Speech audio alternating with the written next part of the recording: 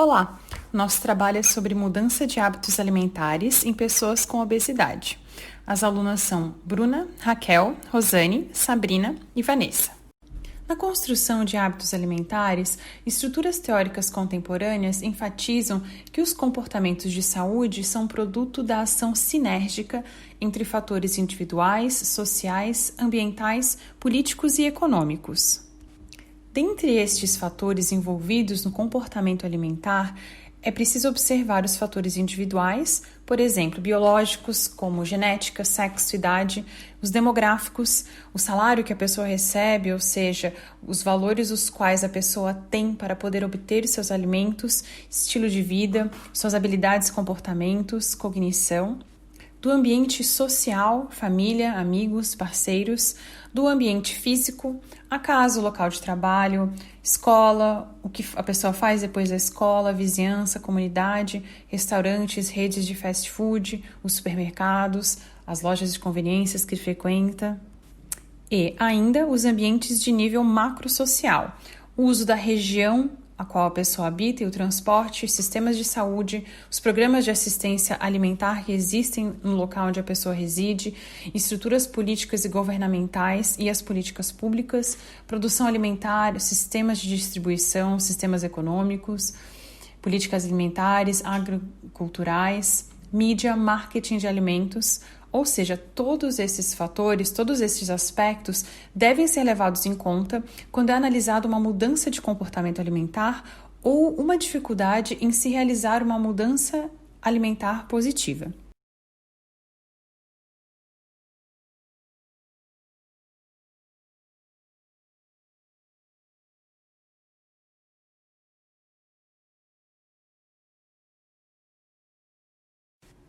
Assim, quando pensamos nos hábitos alimentares e a obesidade, todos os fatores já citados devem ser levados em consideração quando estamos pensando numa mudança de comportamento alimentar.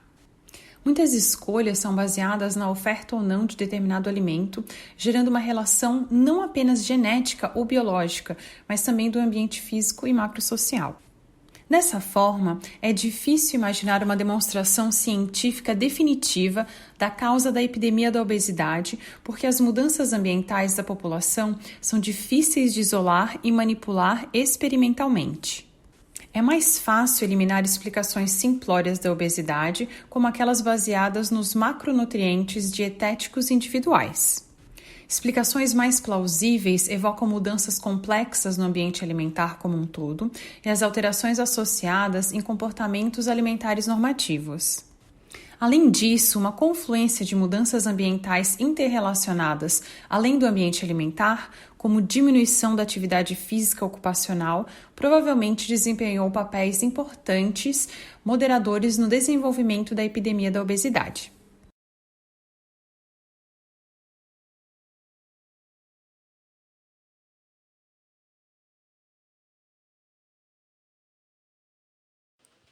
Agora nós vamos trazer dados de prevalência e incidência tanto da obesidade quanto da adesão desse grupo a tratamentos.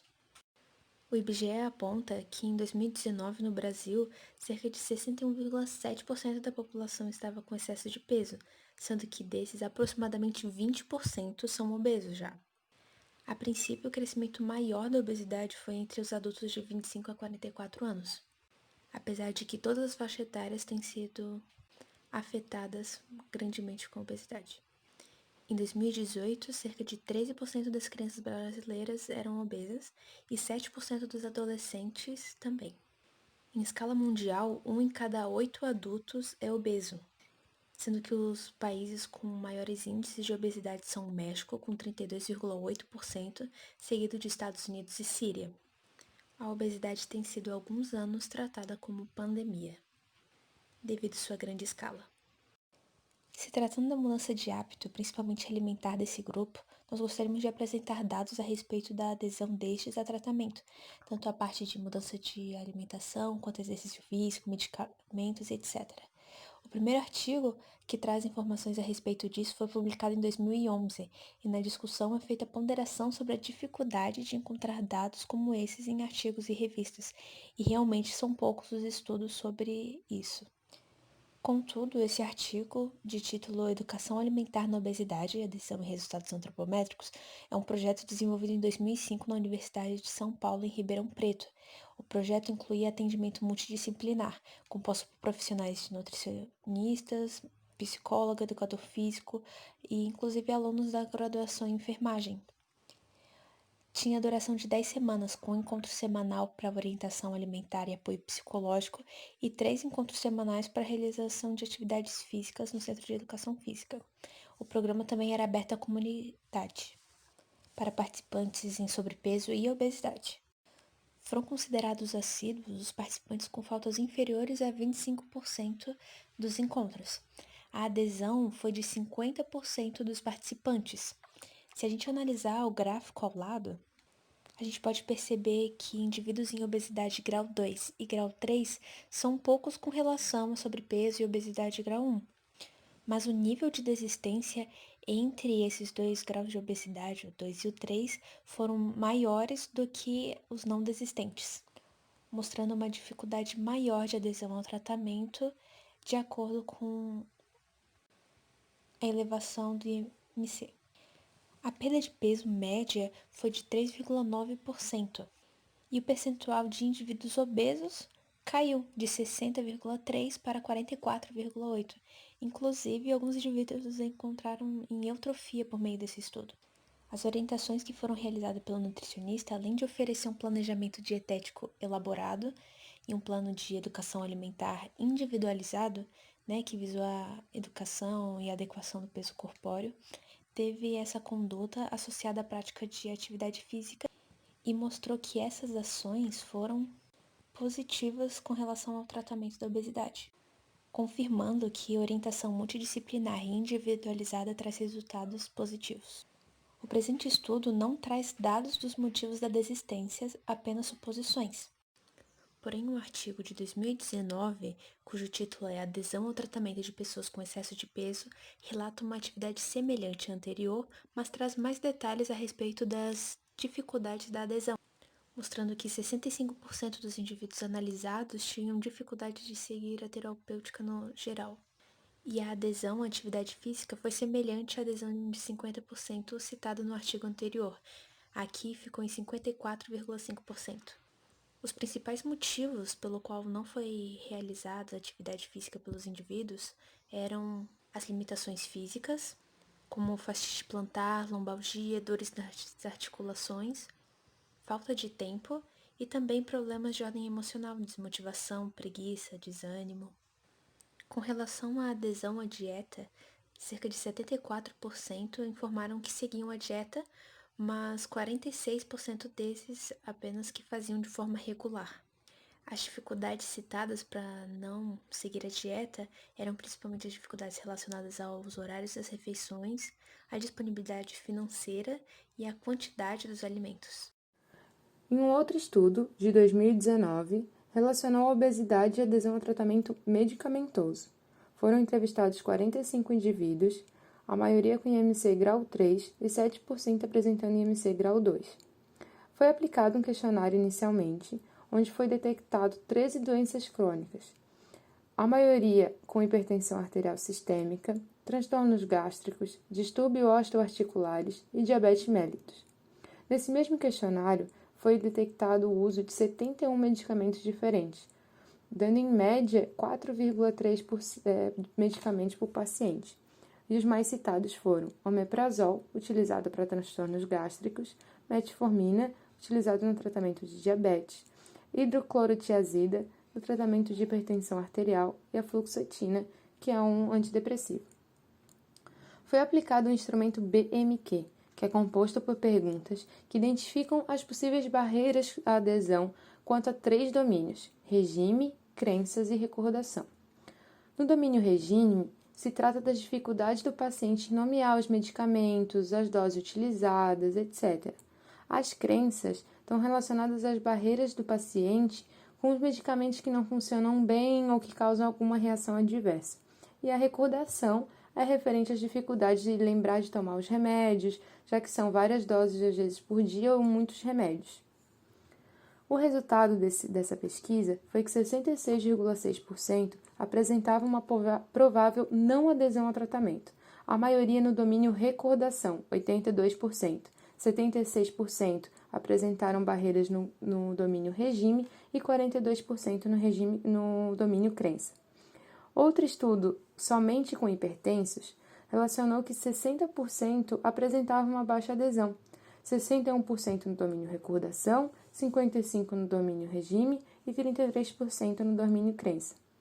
Esse artigo também citou um outro estudo mostrando que quase 80% dos pacientes apresentaram uma provável não adesão ao tratamento, mas não citou os domínios.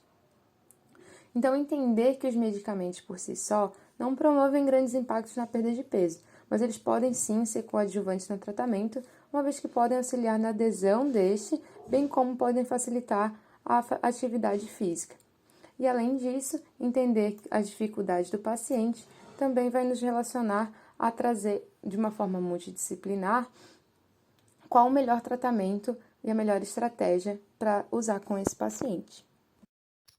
Agora, falando um pouquinho dos fatores psicossociais, a gente primeiro vai estabelecer a diferença entre comportamento alimentar e hábito alimentar. O hábito, ele envolve os costumes, a adoção da prática alimentar, as preferências alimentares desse indivíduo.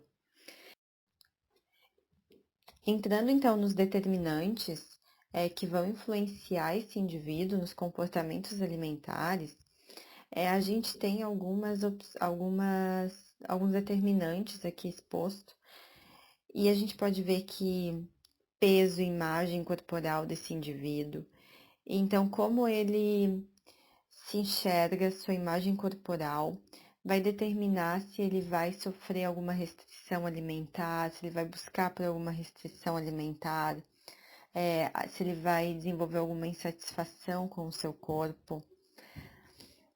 Os determinantes sociodemográficos e culturais, então, aonde esse indivíduo mora, quais são as influências que ele tem desse ambiente, dessa cultura dele, determinantes biológicos, podem estar aí a amamentação, se ele foi amamentado, se teve aleitamento materno adequado, fisiológicos, então se ele tem algum problema hormonal que pode estar influenciando no comportamento alimentar, se esse indivíduo tem acesso à informação, se ele conhece, se ele sabe fazer uma boa escolha.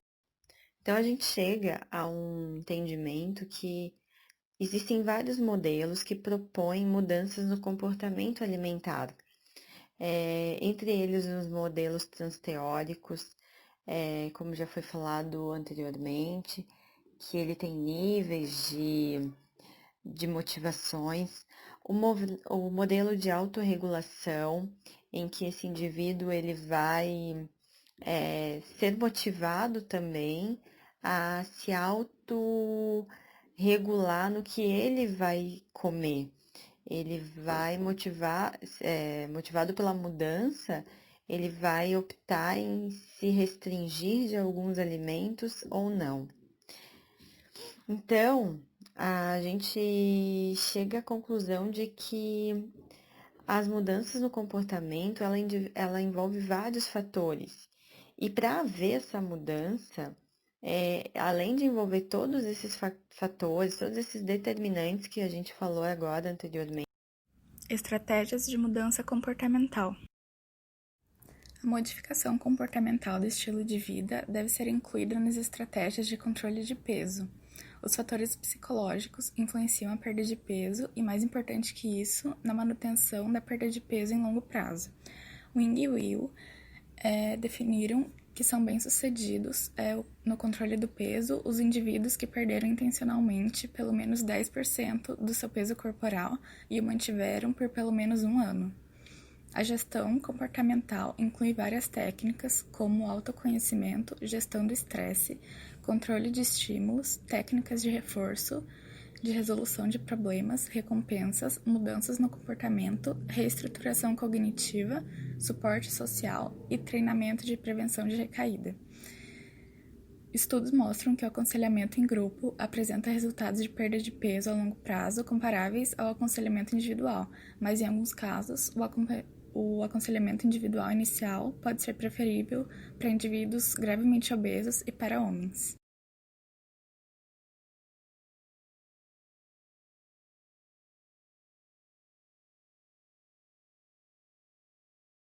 Os principais fatores que influenciam no controle do peso a longo prazo são a modificação comportamental do estilo de vida, especialmente o autocontrole sobre o equilíbrio energético diário. Padrões alimentares consistentes, por exemplo, comer regularmente café da manhã, técnicas de controle de estímulos, aconselhamento dietético mais frequente, que pode ser feito por encontros presenciais tradicionais, por telefone ou pela internet, e ao apoio psicológico nas situações que desencadeiam a desinibição alimentar, por exemplo, o estresse, ansiedade e depressão. Estudos indicam que a combinação da modificação do estilo de vida com o uso de farmacoterapia maximiza a perda de peso inicial e promove a manutenção da perda de peso em longo prazo.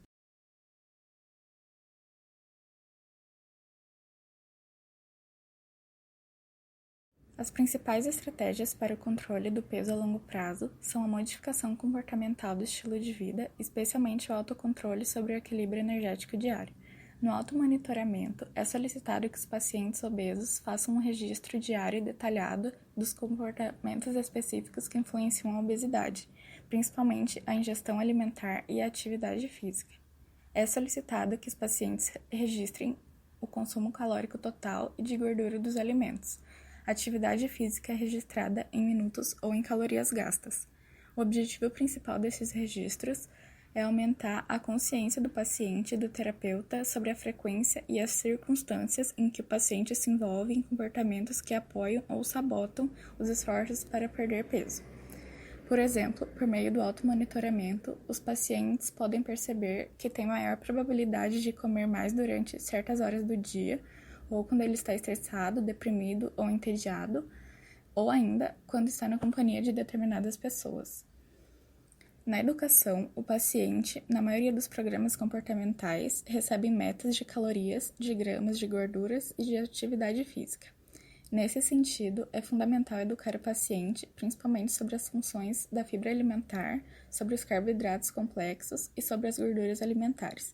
Os pacientes também aprendem sobre culinária saudável, modificação de receitas e alimentação fora de casa.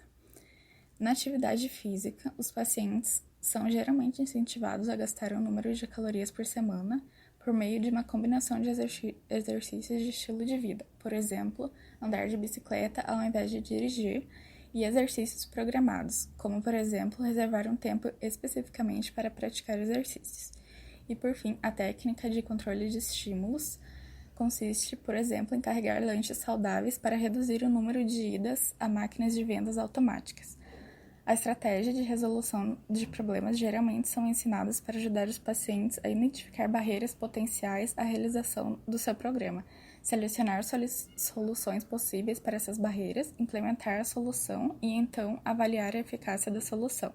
Por meio da reestruturação cognitiva, os pacientes são ensinados a reconhecer e modificar seus pensamentos e crenças relacionados ao peso.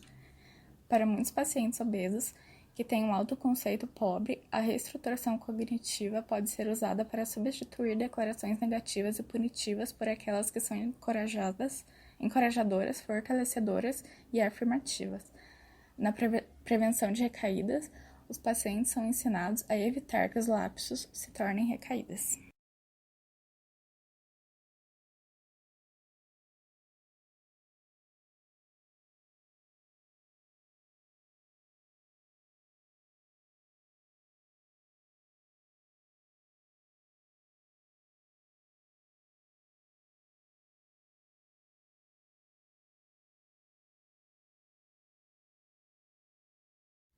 Alguns estudos experimentais compararam a eficácia de diferentes estratégias para a perda de peso em pessoas com obesidade. Em um estudo sobre a prevenção do diabetes, 3 grupos de pessoas obesas foram avaliados. Durante 1 ano de acompanhamento, o grupo que participou do programa de modificação do estilo de vida perdeu em média 6,7 kg de peso. O grupo que foi tratado com a metformina, um medicamento para perda de peso, perdeu em média 2,7 kg e o grupo placebo perdeu em média 0,4 kg. Já após um acompanhamento de 4 anos, a mudança de estilo de vida resultou na manutenção da perda de peso de 3,5 kg em média, o tratamento com a metformina em 1,3 kg e o placebo em 0,2 kg. A modificação comportamental do estilo de vida reduziu a incidência de diabetes tipo 2 em 58% em comparação com o placebo e a metformina em 31% em comparação ao placebo. Em outro estudo de prevenção de diabetes, em 4 anos, a modificação do estilo de vida gerou uma perda de peso de 3,5 kg e uma incidência de 4,3% de diabetes. No grupo controle, a perda foi em torno de 0,8 kg e a incidência de diabetes foi de 7,4%.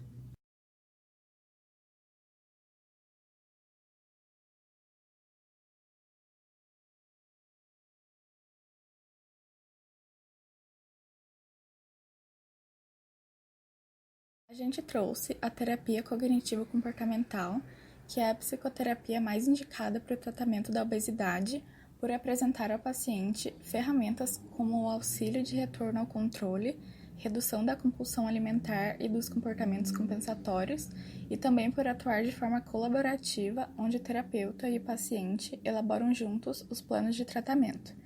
O objetivo é que o paciente adquira habilidades comportamentais para modificar fatores que influenciam o abandono de tentativas do controle de peso.